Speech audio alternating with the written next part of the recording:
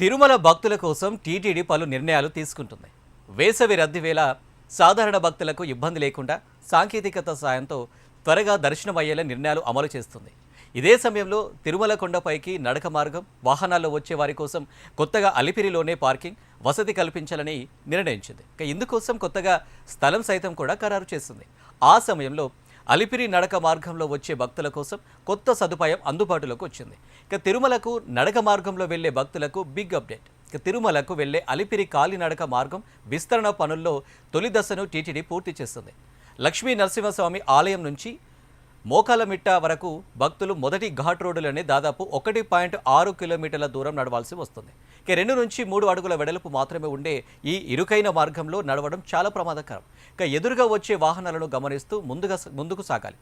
ఏమాత్రం ఏమరుపాటుగా ఉన్నా ప్రమాదాలు జరిగే అవకాశం ఉంటుంది. పక్కనే లోయ ఉన్న క్రమంలో టీటీడీ కూడా ఏమీ చేయలేని పరిస్థితి.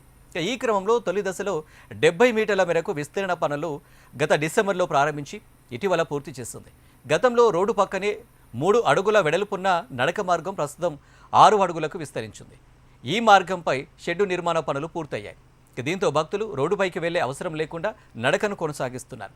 అదేవిధంగా మరోవైపు మార్గానికి అత్యంత లోతైన లోయ ఉన్న క్రమంలో విస్తరణ పనులు ఎలా చేపట్టాలనే అంశంపై అధికారులు కసరత్తు చేస్తున్నారు. కాగా తిరుమల నుంచి తిరుపతికి వచ్చే మొదటి ఘాటులో తారు రోడ్డు పనులు 90% పూర్తయ్యాయి. 2021 నవంబర్, డిసెంబర్ నెలలో వచ్చిన భారీ వర్షాలు, డ్రైనేజీ పనులు, ఘాటు రోడ్ల వెంబడి క్వాష్ బ్యారియర్ల ఏర్పాటు వంటి పనులతో 2 ఘాటు రోడ్లు గుంతలమయంగా మారాయి.